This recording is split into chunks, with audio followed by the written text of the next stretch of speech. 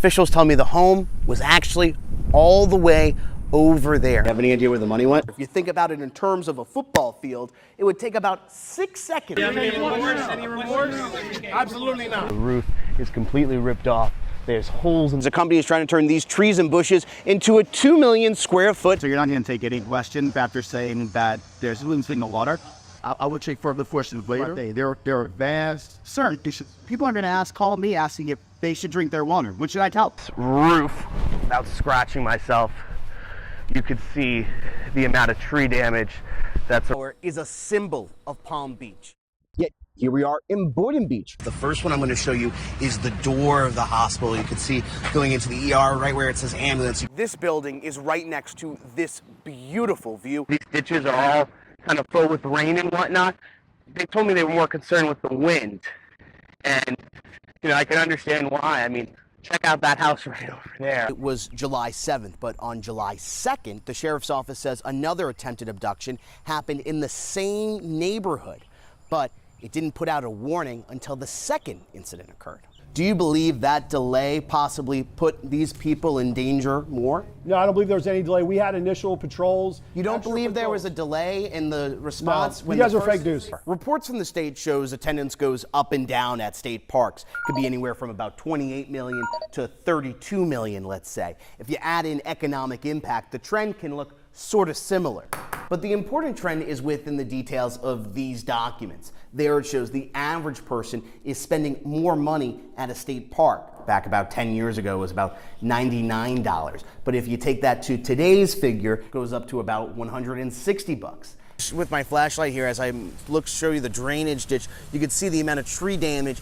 If you're going to the fair this weekend, you may have to look out for traffic. City's regular scheduled meeting to ask officials how they plan to address the violence. So what's the solution that you think is needed? Yeah, right. We're looking for it too, but every city in America is having this kind of problem, so we're open to it, and we're working on a lot of the things that need to happen. That sounds like you don't know what the solution is. Well, do you know what the solution is? No. Do you think your department is understaffed? No. Why are you saying that the department is staffed fine the way it is, and your assistant chief is saying that you guys are short on manpower? Okay, I'm not saying it's staffed fine the way it is. There are arguably no bigger fans of Toshimi Abe Janika than her family. And she's a superstar. The karaoke-loving Palm Beach County teacher was Tim Janika's wife. And, she's... Together for 37 years. Just one of a kind. You don't get that every day. The winner is Toshimi Abe Janika. The Palm Beach County School District knew that too, naming her Teacher of the Year in 2021. Her principal credits her for helping multiple students graduate. Without you, how many kids would not have graduated? So you are a blessing, Mom. And I want you to know that. From the bottom of my heart, to you, I love you. Then came the intersection at South Club Drive and Aero Club Drive. The Palm Beach County Sheriff's Office says Toshimi was walking when a car hit her and kept driving. It's too hard.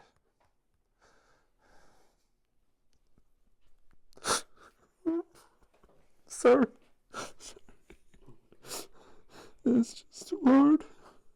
Happy birthday to you. Toshimi moved from Japan. English was her second language. She also taught Japanese at school, all while raising her only daughter. My mom was the kindest person I'd ever known in my whole entire life. Mary, a 3-time Palm Beach County Golfer of the Year. She spoke to us on the phone from an airport. I hope one day I'm half the woman she is, because I don't think I can ever live up to that, but I'm so proud to call her my mom. And as loved ones come together, they're working to remember a light in their life, taken way too soon. It's the way it is. 1 minute I feel like I can handle it, and the next minute I feel like I can't. It's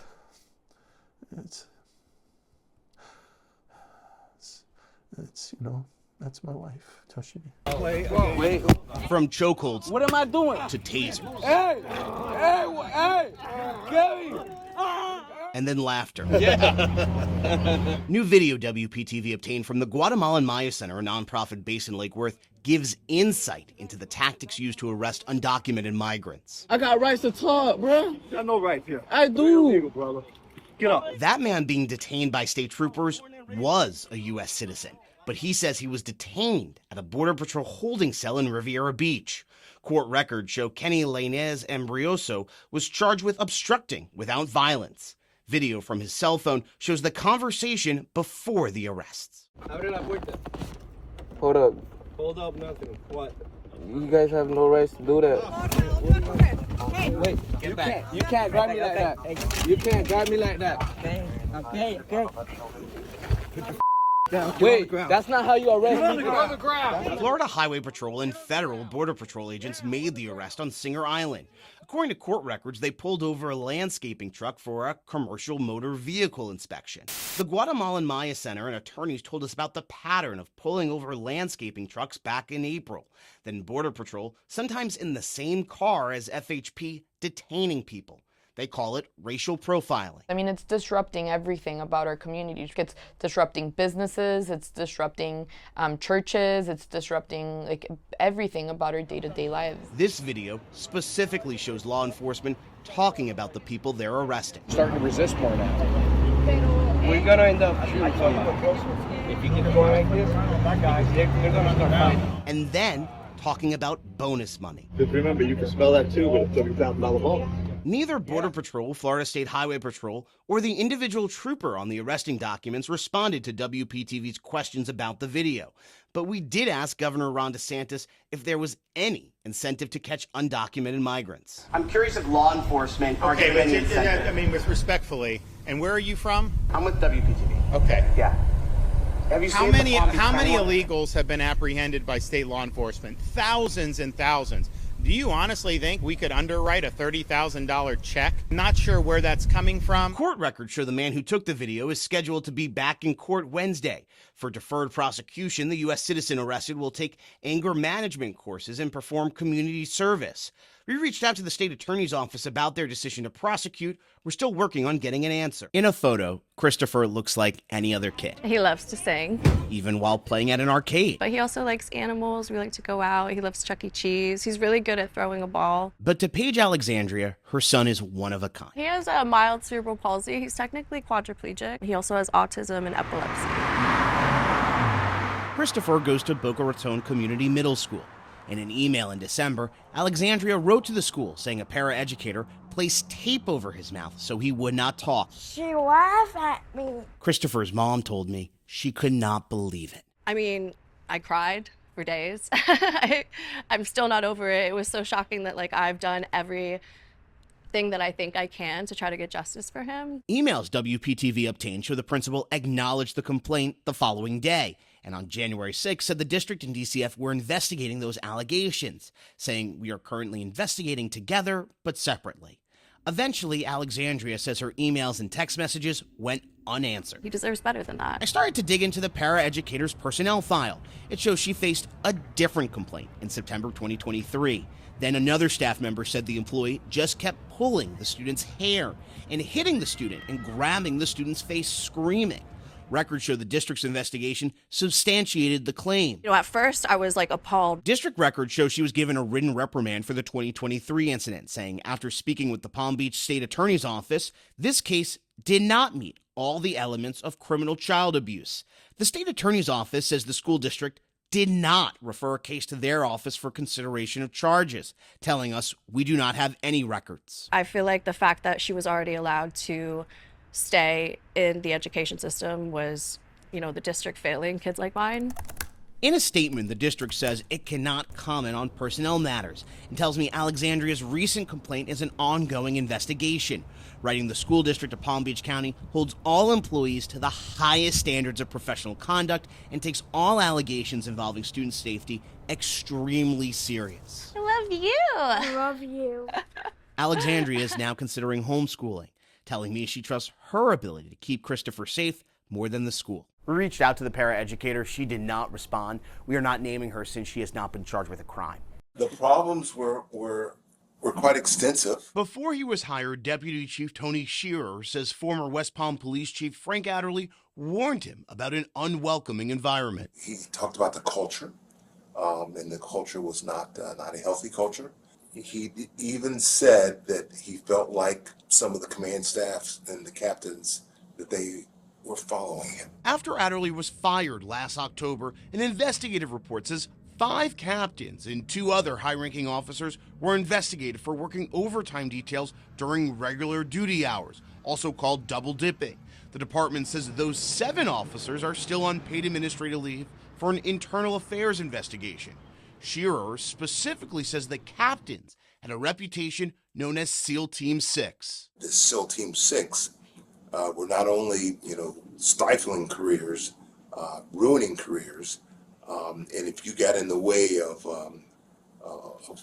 their efforts, openly complain about what they were doing, your career would be in danger. Shearer says captains had first access to premium details, opportunities for overtime, and the ability to shift their schedule to work more details. He says this led to complaints from the rank and file. Because of all the complaints coming from the officers, who could not do this shift change adjust, they were saying that, this is, hypocritical, it's wrong. Records show at least one officer brought up the issue in the agency's suggestion box.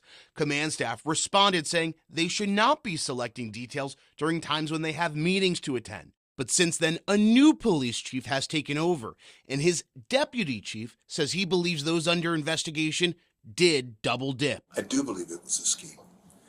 I don't necessarily believe it was a scheme of them working together. Okay. I think that they worked together to ensure that their efforts weren't revealed.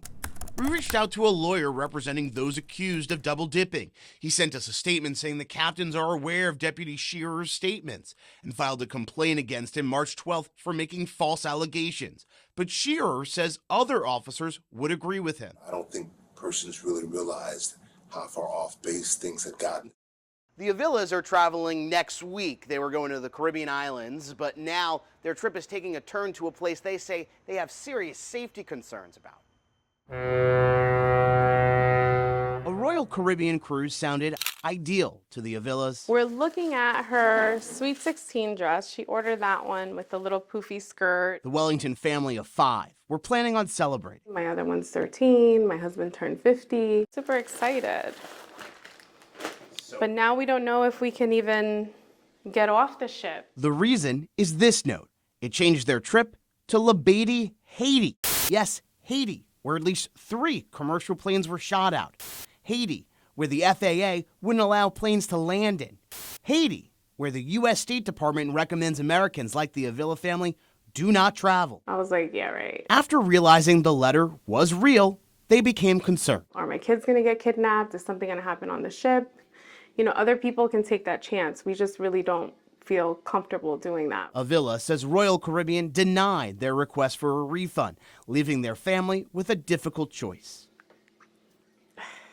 We've overcome so much as a family, and we were supposed to celebrate that. And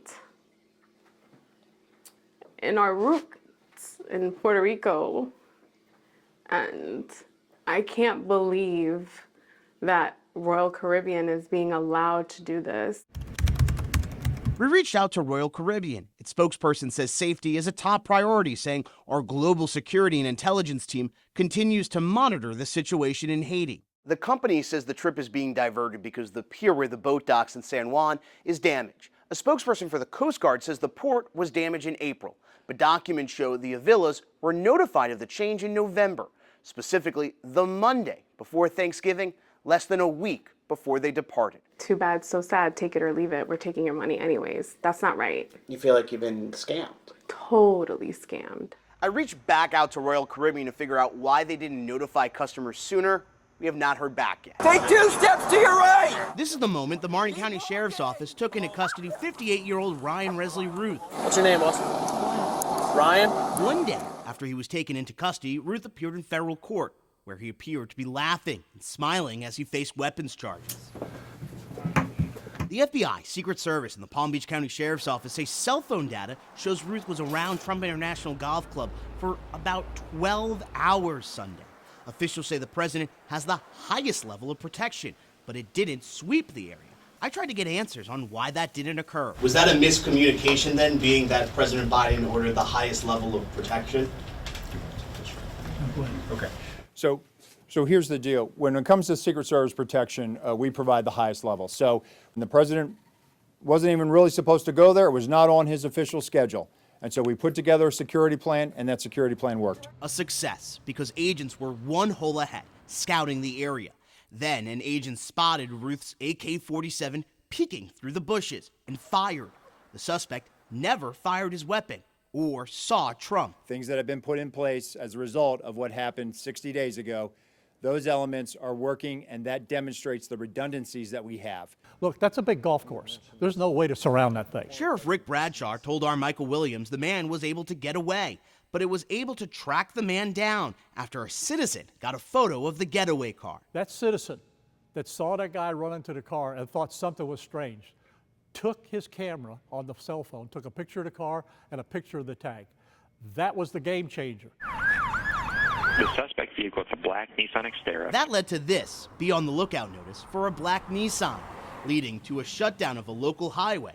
Viewer video shows the armada of law enforcement engaging. 2 steps to your right! About 15 minutes later, Ruth is captured and arrested in Martin County. Suspect's demeanor I would describe as having a relatively calm, flat affect. He was not displaying a lot of emotions, never asked what is this about. Then, the Palm Beach County Sheriff's Office flew in the witness who took a picture of the getaway car to identify Ruth, ending the manhunt.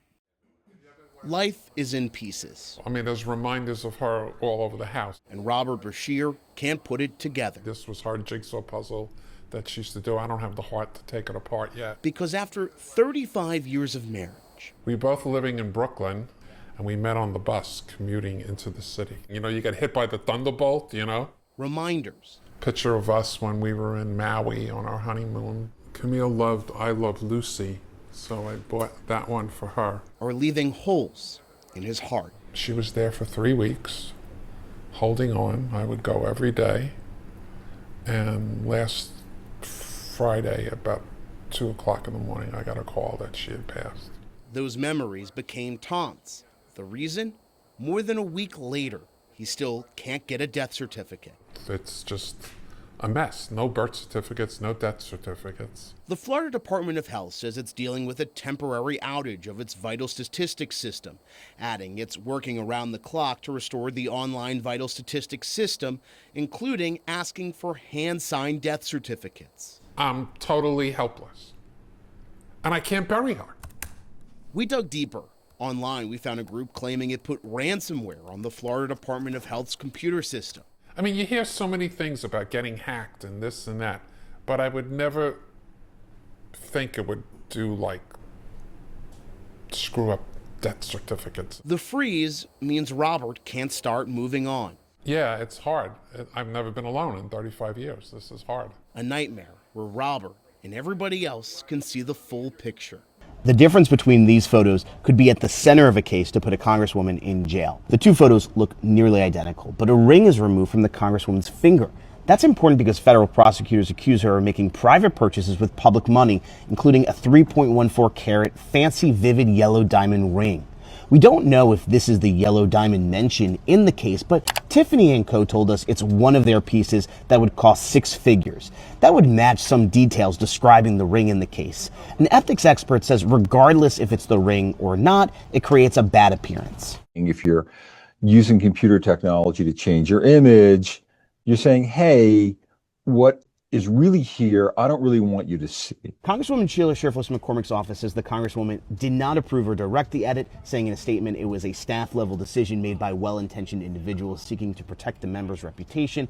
The Congresswoman has continued to deny any wrongdoing. These cameras are collecting license plate data for a private company. They use AI to read cars' license plates. Normally they're used by police for investigations, but this time we found them all across the strip mall. Police say those cameras actually belong to the strip mall, and there's no notice to shoppers about data collection. But these AI cameras, according to a man owning a security company, says they can pick up trends, spot potential dangers, and are becoming the new standard in private security. It's much more affordable, and so organizations that used to say, no, we can't afford it, are now saying we got to have it. Several private companies use these types of cameras. We did reach out to the owner of the strip mall. It's a publicly traded company based in Indianapolis. They did not get back to us. The Fort Pierce police chief is out of a job, and we figured out dozens of officers were asking the city for the change. We've obtained more than 40 union surveys. Officers complain about bullying, micromanaging, morale issues, and an absent chief.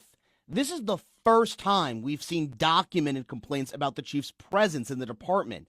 Last year, during an uptick in violence, we did not see the chief and heard complaints about her lack of visibility. Then Mayor Linda Hudson defended her police chief. She's working. She's a working police chief. This woman works all the time. She may not be available to the media when the media wants her, but she's working all the time. A record request for the chief's calendar during May of 2024 shows she was marked as busy for about 3 hours a day. Other times, she was marked as free. I'm still working to get a response from the chief, but the police department told us the chief's responsibilities go well beyond what is captured in Outlook calendar entries, saying she may be conducting internal reviews, holding impromptu staff meetings, and reviewing reports, along with other tasks necessary for the effective operation of the department when marked free on the calendar.